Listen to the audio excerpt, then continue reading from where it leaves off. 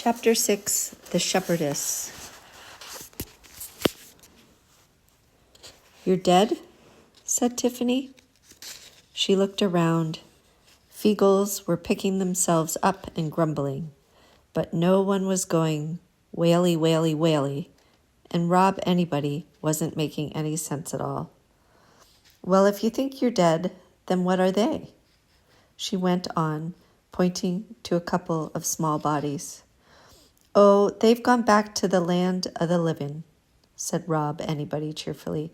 "It's nigh as good as this one, but they'll bide fine and come back before too long. No sense in grieving." The Akings were not very religious, but Tiffany thought she knew how things ought to go, and they started out with the idea that you were alive and not dead yet. "But you are alive," she said. "Ach, no, mistress," said Rob, helping another pixie to his feet. "We was alive, and we was good boys back in the land of the living, and so when we died there, we was born into this place." "You mean, you think that you sort of died somewhere else and then came here?" said Tiffany. "You mean this is like heaven?" "Aye, just as advertised," said Rob Anybody. "Lovely sunshine, good hunting, nice pretty flowers, and wee birdies going cheap." "Aye, and then there's the fighting," said another Feagle, and then they all joined in, "and the stealing, and the drinking, and fighting, and the kebabs," said Daft Woolly. "But there's bad things here," said Tiffany. "There's monsters." "Aye," said Rob, beaming happily. "Grand, isn't it? Everything you could ever ask for, even things to fight." "But we live here," said Tiffany. "Ach, well, maybe all you humans was good in the last world too," said Rob Anybody generously. "I'll just round up the lads, mistress." Tiffany reached into her apron and pulled out the toad as Rob walked away. "Oh, we survived," it said. "Amazing. There are very definite grounds for an action against the owner of those dogs, by the way." "What?" said Tiffany, frowning. "What are you talking about?" I don't know," said the toad. "The thought just popped into my head. Perhaps I knew something about dogs when I was human." "Listen, the Feagle think they're in heaven. They think they died and came here." "And?" said the toad. "Well, that can't be right. You're supposed to be alive here and then die and end up in some heaven somewhere else." "Well, that's just saying the same thing in a different way, isn't it? Anyway, lots of warrior tribes think that when they die, they go to a heavenly land somewhere," said the toad. "You know, where they can drink and fight and feast forever. So maybe this is theirs." "But this is a real place." "So it's what they believe. Besides, they're only small. Maybe the universe is a bit crowded and they have to put heavens anywhere there's room. I'm a toad, so you'll appreciate that I'm having to guess a lot here. Maybe they're just wrong. Maybe you're just wrong. Maybe I'm just wrong." A small foot kicked Tiffany on the boot. "We'd best be moving on, mistress," said Rob Anybody. He had a dead Feagle over his shoulder. Quite a few of the others were carrying bodies too. Are you going to bury them?" said Tiffany. "Aye, they did not need these old bodies, no, and it's no tidy to leave 'em lying about," said Rob Anybody. "Besides, if the big jobs find little wee skulls and bones around, they'll start to wonder, and we don't want anyone poking about. Savin' your presence, mistress," he added. "No, that's very, practical thinking," said Tiffany, giving up. The Feagle pointed to a distant mound with a thicket of thorn trees growing on it. A lot of the mounds had thickets on them. The trees took advantage of the deeper soil. It was said to be unlucky to cut them down. "It's nae very far, no," he said. You live in one of the mounds? Tiffany asked. I thought they were, the graves of ancient chieftains. Ach, aye, there's some old dead kingy in the chamber next door, but he's nae trouble, said Rob. Dinna fret, there's nae skellingtons or any such in our bit. It's quite roomy. We've done it up a treat. Tiffany looked up at the endless blue sky over the endlessly green downland. It was all so peaceful again, a world away from headless men and big savage dogs. What if I hadn't taken Wentworth down to the river, she thought. What would I be doing now? Getting on with the cheese, I suppose. I never knew about all this. I never knew I lived in heaven, even if it's only heaven to a clan of little blue men. I didn't know about people who flew on buzzards. I never killed monsters before. Where do they come from, she said. What's the name of the place the monsters come from? Ach, you'll probably ken the place well, said Rob Anybody, as they grew nearer to the mound. Tiffany thought she could smell smoke in the air. Do I? She said. Aye, but it's no a name I'll say in open air. It's a name to be whispered in a safe place.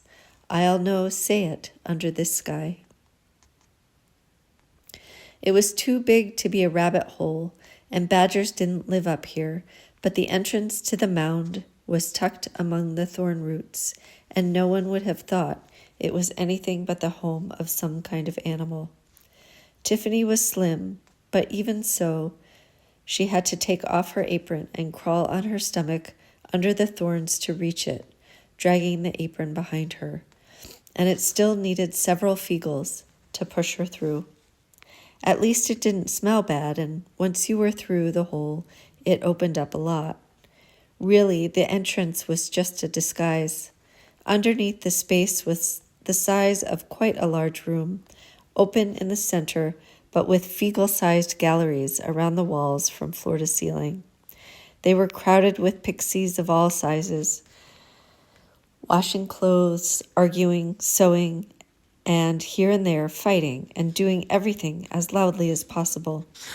Some had hair and beards tinged with white. Much younger ones, only a few inches tall, were running around with no clothes on and yelling at one another at the tops of their little voices. After a couple of years of helping to bring up Wentworth, Tiffany knew what that was all about. There were no girls, though, no wee free women. No, there was one. The squabbling, bustling crowds parted to let her through. She came up to Tiffany's ankle. She was prettier than the male Feagles, although the world was full of things prettier than, say, Daft Woolly. But like them, she had red hair and an expression of determination. She curtsied, then said, Are you the big job hag, mistress? Tiffany looked around.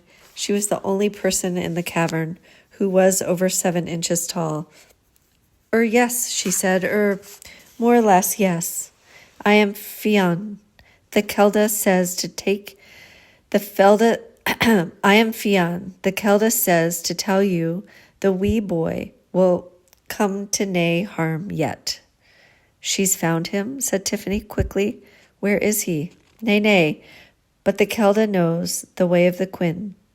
She didna want you to fash yourself on that score. But she stole him.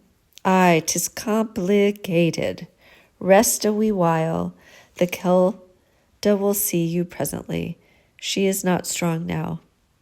Fionn turned around with a swirl of skirts, strode back across the chalk floor as if she was a queen herself, and disappeared behind a large round stone that leaned against the far wall. Tiffany, without looking down, carefully lifted the toad out of her pocket and held it close to her lips. Am I fashing myself? She whispered. No, not really, said the toad. You would tell me if I was, wouldn't you? Said Tiffany urgently. It'd be terrible if everyone could see I was fashing and I didn't know. You haven't a clue what it means, have you? said the toad. Not exactly, no. She just doesn't want you to get upset, that's all. Yes, I thought it was probably something like that, lied Tiffany. Can you sit on my shoulder? I think I might need some help here. The ranks of the Knack McFeagle were watching her with interest, but at the moment it appeared that she had nothing to do but hurry up and wait. She sat down carefully, drumming her fingers on her knees. What did you think the wee place, eh? Said a voice from below. It's great, yeah? She looked down. Rob Anybody Feagle and a few of his pixies she'd already met were lurking there, watching her nervously. Very cozy, said Tiffany, because that was better than saying, how sooty or how delightfully noisy, she added. Do you cook for all of you on that little fire? The big space in the center held a small fire under a hole in the roof that let the smoke get lost in the bushes above and in return brought in a little extra light. I'm mistress, said Rob Anybody. The small stuff, bunnies and that, added Daft Willie. The big stuff we roast in the chalk pit. Sorry, what was that? Said Tiffany. What? Said Rob Anybody innocently, his hand firmly over the mouth of the struggling Wooly. What was Wooly saying about roasting the big stuff? Tiffany demanded. You roast big stuff in the chalk pit. Is this the kind of big stuff that goes, bah? Because that's the only big stuff you'll find in these hills. She knelt down on the grimy floor and brought her face to within an inch of Rob Anybody's face, which was grinning madly and sweating. Is it? Weel, in a manner of speaking it is. 'Tis not thine, mistress, shrieked Rob Anybody. We ne'er took an aching ship without leave o' Granny. Granny aching let you have sheep? Aye, she did that as payment. Payment for what? No aching ship ever got caught by wolves, Rob Anybody gabbled. No foxes took an aching lamb, right? Nor no lamb e'er had its een pecked out by corbies, not with Hamish up in the sky. Tiffany looked sideways at the toad. Crows, said the toad. They sometimes peck out the eyes of. Yes, I know what they do, said Tiffany. She calmed down a little. Oh, I see. You kept away the crows and wolves and foxes for Granny, yes? Aye, mistress. No, just keep 'em away. Neither, said Rob Anybody triumphantly. There's good eatin' on a wolf. Aye, they kebabs up a treat, but they're no as good as a sheep, though. Willie managed, before a hand was clamped over his mouth again. From a hag ye only take what ye's given, said Rob Anybody, holding his struggling brother firmly. Since she's gone, though, we take the odd old ewe that would have died anyway, but ne'er one with the aching mark, on my honor. On your honor as a drunken rowdy thief, said Tiffany. Rob Anybody beamed. Aye, he said, and I got a lot of good big reputation to protect there. That's the truth. We keeps an eye on the ships of the hills in memory of Granny Aching, and in return we take what is hardly worth a thing. And the baccy too, of course. And then once again Daft Willie was struggling to breathe. Tiffany took a deep breath, not a wise move in a fecal colony. Rob Anybody grinned nervously. You take the tobacco the shepherds leave for my grandmother. Ach, I forgot about that, squeaked Rob Anybody. But we allus wait a few days in case she comes to collect it herself. Ye can ne'er tell with a hag, after all, and we do mind the ship's mistress, And she wouldn't grudge us, mistress. Many's a night she'd share a pipe with the Kelda outside of her house on the wheelies. She'd not be one to let good baccy get all rainy. Please, mistress. Tiffany felt intensely angry. What made it worse was that she was angry with herself. When we find lost lambs and such like, we drives 'em here for when the shepherds come lookin', Rob anybody asked anxiously. What did I think happened? Tiffany thought. Did I think she'd come back for a packet of Jolly Sailor? Did I think she was still somehow walking the hills, looking after the sheep? Did I think she was still here watching for the lost lambs? Yes, I want that to be true. I don't want to think she's just gone. Someone like Granny Aching can't just not be there anymore, and I want her back so much because she didn't know how to talk to me. And I was too scared to talk to her, and so we never talked, and we turned silence into something to share. I know nothing about her, just some books and some stories she tried to tell me and things I didn't understand, and I remember big, red, soft hands and that smell. I never knew who she really was. She must have been 9, too, once. She was Sarah Grizzle. She got married and had children, 2 of them in the shepherding hut. She must have done all sorts of things I don't know about. And into Tiffany's mind, as it always did sooner or later, came the figure of the blue and white china shepherdess swirling in red mists of shame. Tiffany's father took her to the fair at the town of Yelp one day not long before her 7th birthday, when the farm had some rams to sell. That was a 10-mile journey, the farthest she'd ever been. It was off the chalk. Everything looked different. There were far more fenced fields and lots of cows, and the buildings had tiled roofs instead of thatch. She considered that this was foreign travel. Granny Aching had never been there, said her father on the way. She hated leaving the chalk, he said. She said it made her dizzy. It was a great day. Tiffany was sick on cotton candy, had her fortune told by a little old lady who said that many, many, many men would want to marry her, and won the shepherdess, which was made of china, painted white and blue. She was the star prize on the hoopla stall, but Tiffany's father had said that it was all cheating because the base was so wide that not one throw in a million could ever drop the hoop right over it. She'd thrown the ring any old how, and it had been the one in a million. The stall holder hadn't been very happy about it, landing over the shepherdess rather than the gimcrack rubbish in the rest of the stall. He handed it over when her father spoke sharply to him, though, and she'd hugged it all the way home on the cart while the stars came out.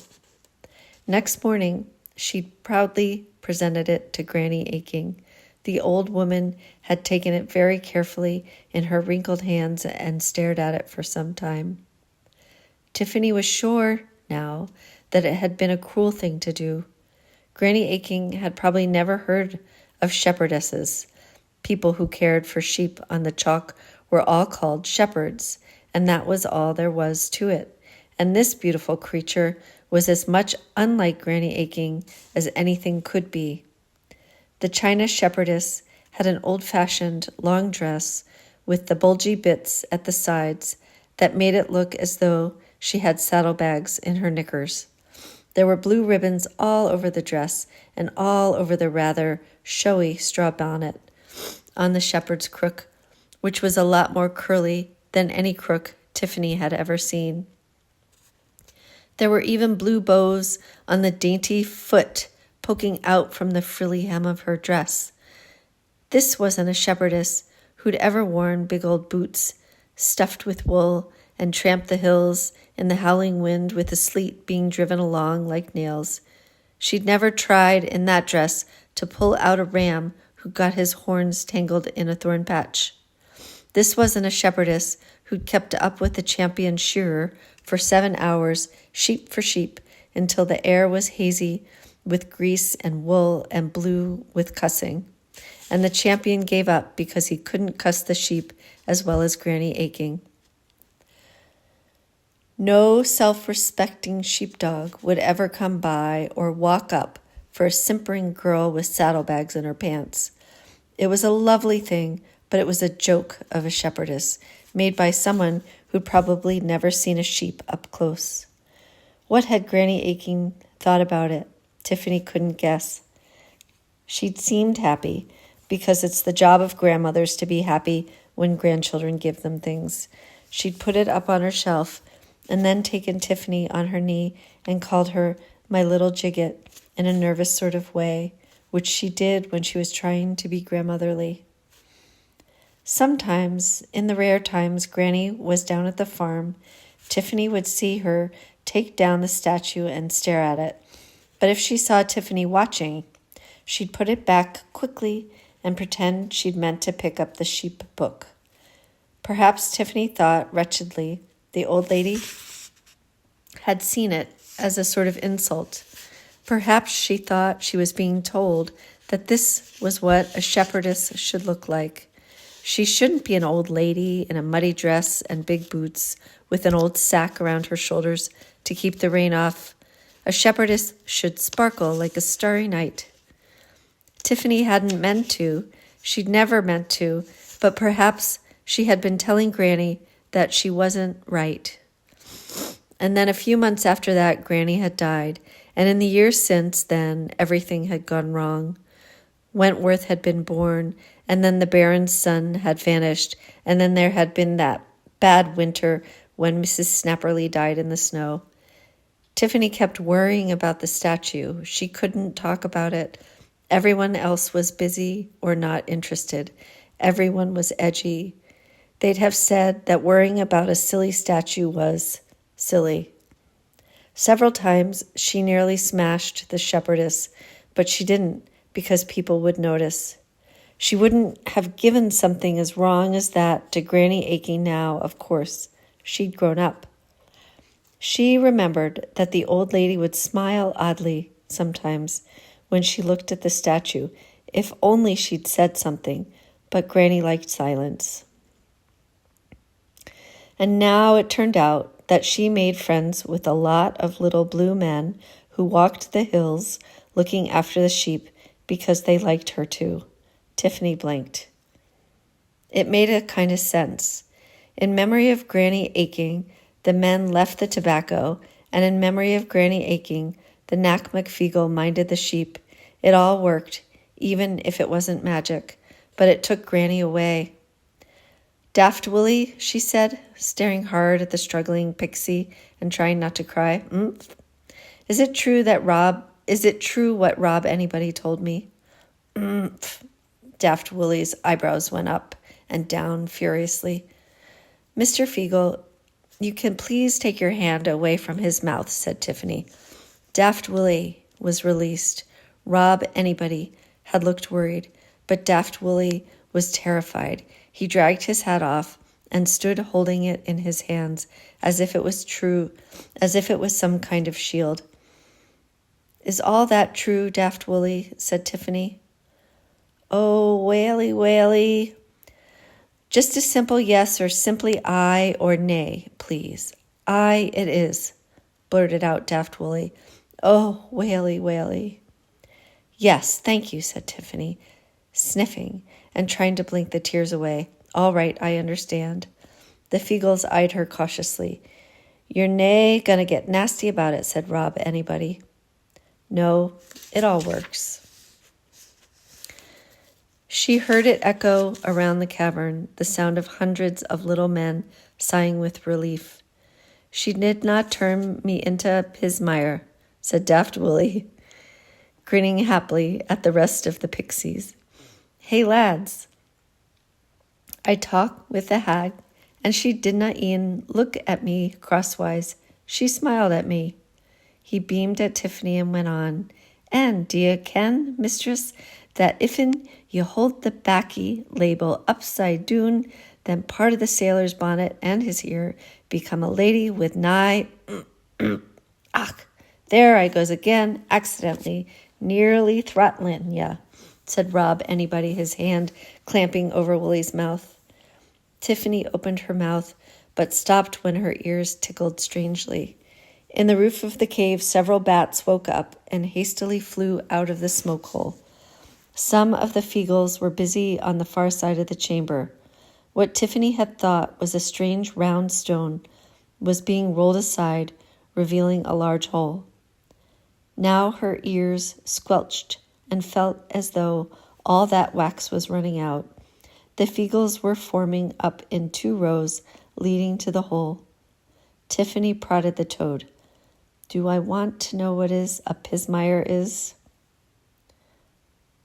Do I want to know what a pismire is? She whispered.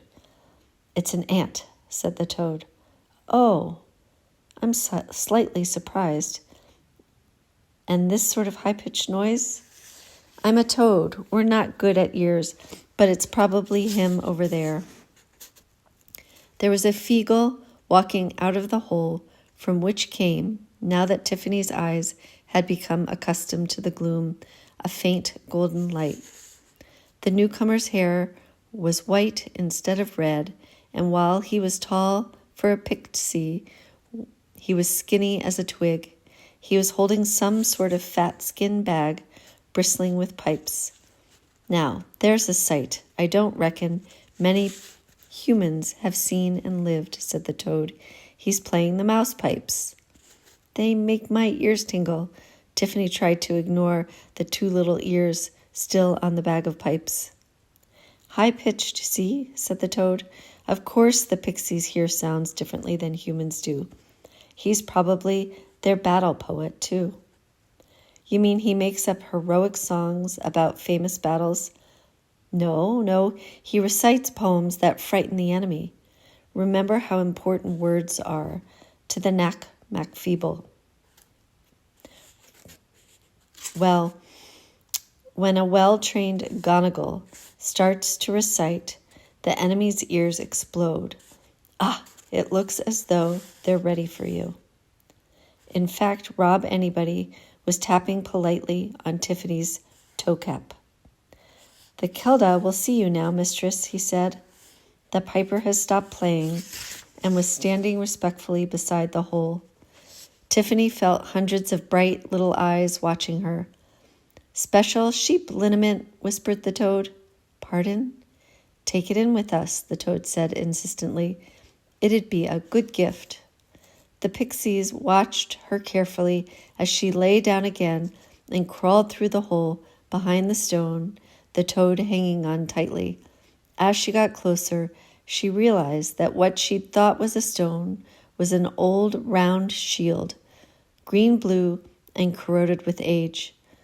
The hole it had covered was indeed wide enough for her to go through, but she had to leave her legs outside because it was impossible to get all of her into the room beyond.